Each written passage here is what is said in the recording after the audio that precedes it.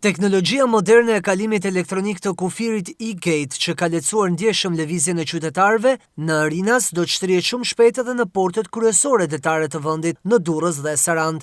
Gjatë një inspektimi në aeroportin ndërkombëtar të Rinasit, ministra e Punëve të Brendshme Albana Koçiu dhe drejtori i përgjithshëm i Policisë së Shtetit Ilir Proda theksuan rëndësinë e këtij sistemi për përmirësimin e shërbimeve ndaj qytetarëve dhe forcimin e sigurisë kufitare.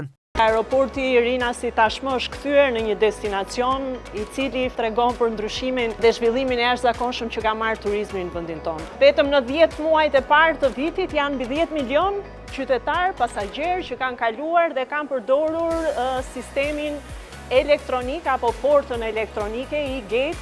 Është një sistem në fakt që ka krijuar lehtësi.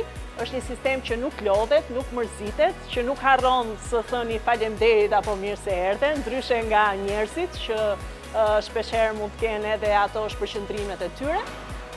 Një sistem elektronik që do ta shtrim dhe në 2 porta kryesore hyrëse, që është porti i Durrësit dhe porti i Sarandës, për ta bërë efektive që në muajt e verës të sezonit të ardhshëm të kemi mundësi të shërbejmë me të njëjtin standard edhe qytetarëve që lëvizin nëpërmjet detit, pra në portin e Durrësit dhe në portin e Sarandës. Gjithashtu besoj fort që ju si polici kufitare e keni shumë të qartë se sa e rëndësishme është që të bëjmë një menaxhim të integruar të kufirit. Nga ana tjetër, drejtori i përgjithshëm i Policisë së Shtetit Ilir Proda vlerësoi ndikimin pozitiv të këtij sistemi në modernizimin e punës policore dhe përmirësimin e përvojës së qytetarëve.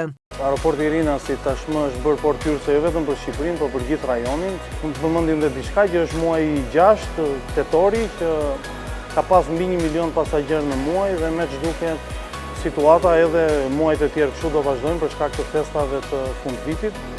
Dhe gjithashtu dhe unë gjej rastin t'i falenderoj punojësit, padyshim është puna e këtyre kryesisht dhe mund të konfirmoj që është nga strukturat më moderne e Policisë së Shtetit.